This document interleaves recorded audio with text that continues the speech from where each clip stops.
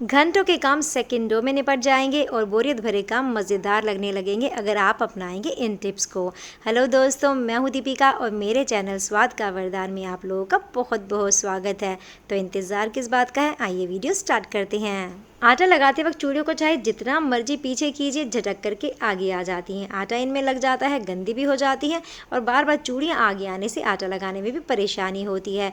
तो ऐसे में एक रबर बैंड को चूड़ियों के आगे यदि लगा दिया जाए ना, तो ये प्रॉब्लम सोल्व हो जाएगी। तो भाई चूड़ियाँ तो हमेशा हमारे हाथों में रहेंगी और आटा भी हमें रोज़ लगाना होता है। तो मेरी मानिए तो एक रबर बैंड को हमेशा किचन में रखिए, ताकि जब भी आप आटा लगाएं तो भाग के रूम में ना जाना पड़े, फटाफट से आप इसे यूज़ कर पाएँ। तो आई होप ये वाली ट्रिक आपके लिए बहुत यूज़फुल रहेगी। तो आइए देख लेते हैं हमारी आज की नेक्स्ट टिप क्या है। प्लास्टिक के डब्बे हम सभी के घरों में होते हैं, लेकिन यदि पूरी तरह से टूट जाए, जैसे कि मैं आपको दिखा रही हूँ, तो फिर भी उसे भूल से मत फेंकिएगा, क्योंकि डब्बा टूटा है लेकिन ढक्कन बिल्कुल सही सलामत है। तो इस तरह के डब्बे जो ख़राब हो जाते हैं, उनके ढक्कनों का मैं कैसे यूज़ करती हूँ मैं आपको दिखाती हूँ। दोस्तों, शरबत की बोतल, अचार की, शहद की, इन सभी चीज़ों को जितना मर्जी एहतियात से हम यूज़ करें, लेकिन थोड़ा बहुत ढक्कन के ऊपर लग कर के नीचे तक आ जाता है। इससे जिस भी एरिया में हम इसे रखते हैं ना, तो सारा का सारा एरिया खराब हो जाता है, हमें पूरी किचन क्लीन करनी पड़ती है। तो ऐसे में ये ढक्कन बहुत मदद करते हैं। सारी की सारी चिकनाई इन ढक्कनों पे आके रुक जाती है, हमारा किचन का एरिया खराब नहीं होता है। और जब ये ढक्कन पूरी तरह से गंदे हो जाएं 10-15 दिन के अंदर, तो इन्हें ईजिली मांज करके धोया जा सकता है। तो ये है कुछ ऐसे छोटे छोटे जुगाड़ जिनसे बिना कोई खर्चा किए मैं अपनी किचन को हमेशा क्लीन रखती हूँ, और उम्मीद करती हूँ आपके भी बहुत काम आएंगे। सुबह के समय हम सभी को बहुत जल्दबाजी होती है और इतना टाइम नहीं होता है कि दूध को खड़ा रह के उबाला दें। तो ऐसे में हम लोग गैस सिम करके दूध को उबलने के लिए छोड़ देते हैं और अपने और कामों में लग जाते हैं। लेकिन बेशक हम और काम कर रहे हैं, लेकिन मन में चिंता बनी रहती है कि दूध सिम गैस पे है, जब भी अच्छे से गर्म हो जाएगा तो सिम गैस पे भी कहीं बाहर ना आ जाए, और इसी चिंता में हम बार बार दूध को जा करके देखते रहते हैं। तो दोस्तों, छोटी सी ट्रिक है जिससे दूध कभी भी पतीले से बाहर नहीं आएगा। दूध को सिम गैस पे कर दीजिए और उसके ऊपर कोई भी लकड़ी का बर्तन रख दीजिए। आप यहाँ पे बेलन इस्तेमाल कर सकते हैं, या दही बिलोने वाली बिलोनी यानी रई भी आप रख सकते हैं। दूध जैसे ही उबल करके पतीले से बाहर निकलने की कोशिश करेगा, लकड़ी के बर्तन से टच होते ही नीचे की ओर आ जाएगा और फिर से धीरे धीरे उबलना शुरू कर देगा। तेज उबाल आने से फिर से टकराएगा और फिर से टच होते ही नीचे आ जाएगा। तो अब दूध चाहे आधा घंटा चाहे 1 घंटा गैस पे रखा रहेगा, उबल उबल के आधा हो जाएगा, लेकिन पतीले से बाहर नहीं निकलेगा। यानी आप बिना दूध की टेंशन लिए अपने कामों को निश्चिंत होकर निपटा सकती हैं। तो दूध तो हमें दिन में 1 से 2 बार ज़रूर उबालना पड़ता है। तो ये वाली ट्रिक हर गृहिणी के लिए बहुत यूज़फुल रहेगी। तो आइए देख लेते हैं हमारा आज का नेक्स्ट टिप क्या है। किचन की नाली रुकने से हम बहुत परेशान हो जाते हैं, क्योंकि हमारे सारे काम जो रुक जाते हैं, फिर लेबर को फ़ोन करो, उसे बुलाओ, अच्छा खासा खर्चा होता है और काम भी बहुत फैलता है। लेकिन क्या आप रीज़न जानते हैं किचन की नाली रुकने का? कि खाने पीने का जो हमारा कूड़ा होता है ना, जैसे कि चाय पत्ती का हो गया, छोटे छोटे छिलके हो गए, सारा का सारा हम सिंक में डाल देते हैं। सोचते हैं पानी का प्रेशर तेज करेंगे, सारा का सारा बह जाएगा। दोस्तों, तेज प्रेशर से सारा कूड़ा पाइप के थ्रू तो चला जाता है, लेकिन पाइप के थ्रू जब नीचे वाली नाली में जाता है ना, वहाँ जाके रुक जाता है और फिर ब्लॉकेज हो जाती है। तो ऐसा ना हो, इसके लिए छोटी सी टिप है जिसे ध्यान रखेंगे तो आपकी किचन की नाली कभी भी नहीं रुकेगी। कोई भी डिस्पोजल कंटेनर लेकर के फोक को गर्म करके इसके चारों तरफ इस तरह से छोटे छोटे होल बना लीजिए। धागा अटैच करके इस तरह से ना हैंडल बना करके जहाँ पे आप बर्तन मांजते हैं ना, जस्ट इसके ऊपर कहीं पर भी टांग दीजिए। अब आपका चाय पत्ती का, खाने के छिलकों का जो भी कूड़ा है ना, सीधा इसमें डालिए। जो भी एक्स्ट्रा पानी होगा सारा बह जाएगा, और जो मोटा मोटा कूड़ा होगा ना, सारा डब्बे पे रह जाएगा। जब कूड़ा पूरी तरह से सूख जाएगा तो इसे डस्टबिन में डाल दीजिए। अभी छोटा छोटा कूड़ा बजाय नाली में जाने की उसकी सही जगह पे यानी डस्टबिन में जाएगा, तो किचन की नाली कभी भी ब्लॉक नहीं होगी।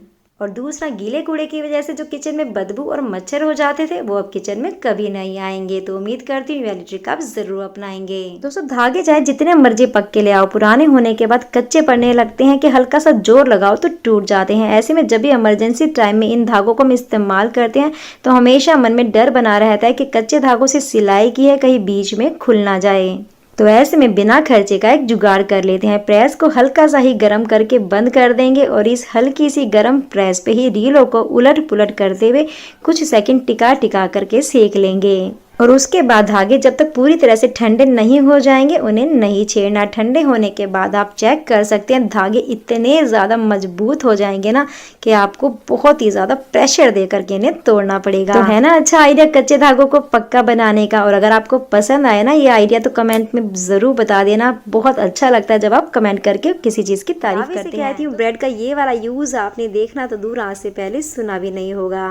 जी हाँ दोस्तों, अगर आप भी परेशान हैं अनवांटेड हेयर से, बार बार पार्लर जाके रिमूव करवाते हैं, थोड़े दिनों में फिर से उग जाते हैं, या फिर आपके शरीर के किसी भी हिस्से पे बहुत ज़्यादा टैनिंग है, तो आप इसको ब्रेड से दूर कर सकते हैं। अगर आपके घर में एक्सपायर ब्रेड रखी है तो उसे फेंकने के बाद ऐसे यूज़ कर लेंगे।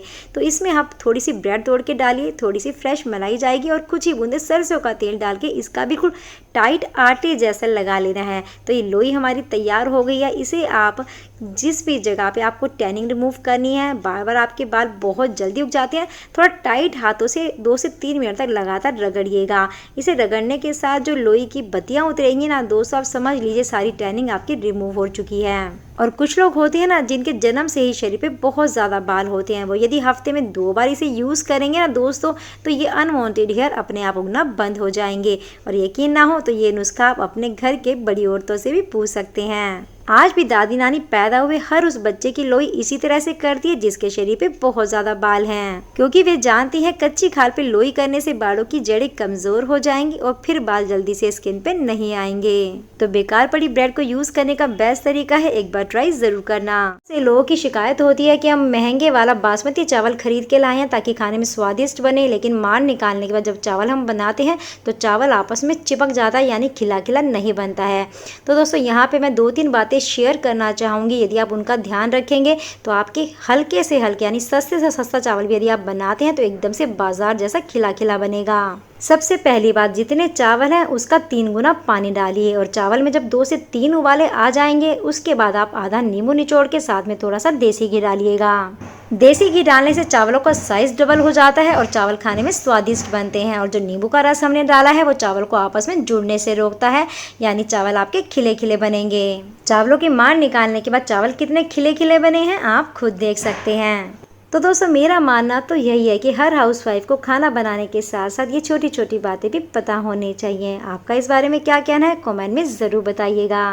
जब हमें उबले आलू का कुछ बनाना होता है ना तो हम आलू को आधा घंटे पहले छोड़ देते हैं ताकि ठंडे हो जाएं, उसके बाद हम छील लेंगे। लेकिन बहुत बार हमें इतनी जल्दबाजी होती है कि अभी आलू उबल के चुके हैं, अभी हमें उनका नाश्ता बनाना है। तो ऐसे में दोस्तों छोटी सी ट्रिक लेके आई जिससे आपके हाथ नहीं जलेंगे। फोक लेकर के उसे आलू के अंदर तक अच्छे से लगा लीजिए ताकि फोक सेट हो जाए, हिले ना। उसके बाद बड़े आराम से आलू आप छील पाएंगे, ना ही आपका हाथ जलेगा ना ही टाइम वेस्ट होगा। तो इनमें से कौन सा टिप आपके दिल को सबसे ज़्यादा भाया है और कौन सा आपको पहले से पता था कमेंट में ज़रूर बताइएगा। तो फिर मिलेंगे नए वीडियो में नए टिप्स के साथ, तब तक के लिए ध्यान रखिए अपना। और हाँ, मेरा वीडियो पूरा देखने के लिए आपका दिल से धन्यवाद।